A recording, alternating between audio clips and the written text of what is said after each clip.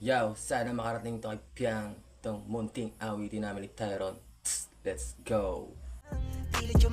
Ice kasi ikaw ang dahilan kung bakit lagi akong online. Makita ang larawan mo sa FB, grabe